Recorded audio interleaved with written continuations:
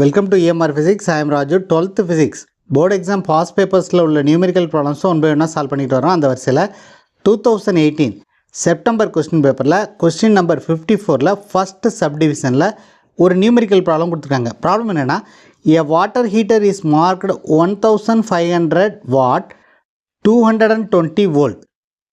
If the voltage drops to 180 volt, calculate the power consumed by the heater. This is a given problem. இந்த ப்ராப்ளமை unit 2 current எலக்ட்ரிசிட்டிலேருந்து கேட்டிருக்காங்க.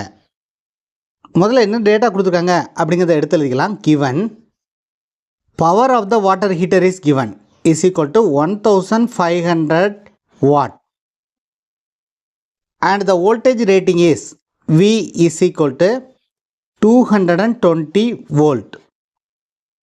So this is the initial power and voltage marked in the water heater. Suppose if the voltage dropped to 180 volt, what is the power consumed? That is the question asked. So இந்த initial power P1 எடுத்துக்குவோம், initial voltage V1 அப்படின்னு எடுத்துக்குவோம். என்ன கேட்டிருக்காங்க அப்படின்னா, if the voltage drops to 180 volt, what is the power அப்படின்னு கேட்டிருக்காங்க.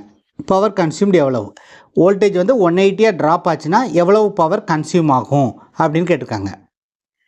So என்ன ஃபார்முலா யூஸ் பண்ண போகிறோம் அப்படின்னா, formula to be used P is equal to V into I.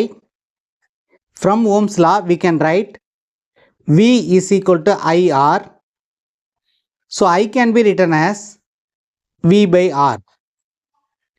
Instead of I, we can substitute V by R. So இந்த ஃபார்முலாவில் ஐக்கு பதிலாக V by R அப்படின்னு சப்ஸ்டியூட் பண்ணோம்னா P is equal to V into V by R, or P is equal to V square by R. So this is the formula we are going to use. இந்த ஃபார்முலாவை use பண்ணி தான் நம்ம இந்த ப்ராப்ளத்தை solve பண்ண போகிறோம். ஸோ ஃபஸ்ட் கேஸ்க்கு நம்ம என்ன எழுதலாம் அப்படின்னா, P1 is equal to V1 square by R அப்படின்னு எழுதலாம். So R is equal to V1 square by P1. Resistance of the heater வந்து நமக்கு சேஞ்ச் ஆக போகிறது கிடையாது. Resistance of the heater is constant here. So R is equal to V1 square by P1.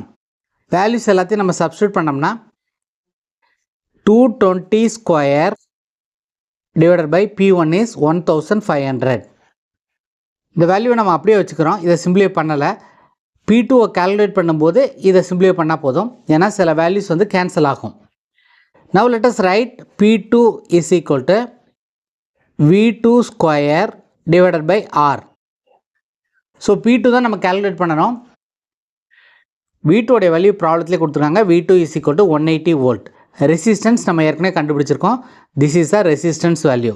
So இந்த வேல்யூஸை substitute பண்ணுவோம். V2 வந்து 180 square divided by R.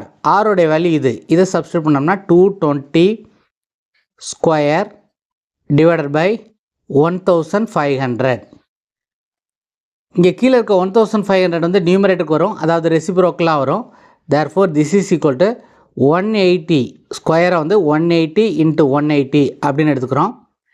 இங்கே இருக்க 1500 வந்து நியூமரேட்டருக்கு வரும். 1500 டிவைடட் பை 220 ஸ்கொயரை வந்து 220 இன்ட்டு 220 அப்படின்னு எழுதிக்கிறோம். ஸோ இதெல்லாம் கேன்சல் ஆகுமோ அதெல்லாம் கேன்சல் பண்ணுவோம். 0 0 கேன்சல் ஆகும். இங்கே 0 0 கேன்சல் பண்ணிடலாம். இதை வந்து 2ஆல் கேன்சல் பண்ணோம்னா 9 2s are 18. இது வந்து 11 2s are 22. அதே மாதிரி இங்கே 9 2s are 18. இங்கே 11 2s are 22. So 9 into 9 is 81 and this is 1500. டினாமினேட்டரில் 11 into 11 is 121. So this is equal to 81 into 1500 divided by 121. So இதால் மல்டிப்ளை பண்ணிவிட்டு 81 1500ஆல் மல்டிப்ளை பண்ணிவிட்டு 121ஆல் டிவைட் பண்ணோம்னா we will get P2 is equal to 1004.13 அப்படின்னு வரும். So this is the power consumed when the voltage drops to 180 volt. Unit of power is watt. therefore P2 is equal to 1004.13 watt is the answer for the given problem. அடுத்த வீடியோவில் board exam question பேப்பரில் உள்ள இன்னொரு numerical problem எப்படி solve பண்ணுறது அப்படின்னு பார்க்கலாம்.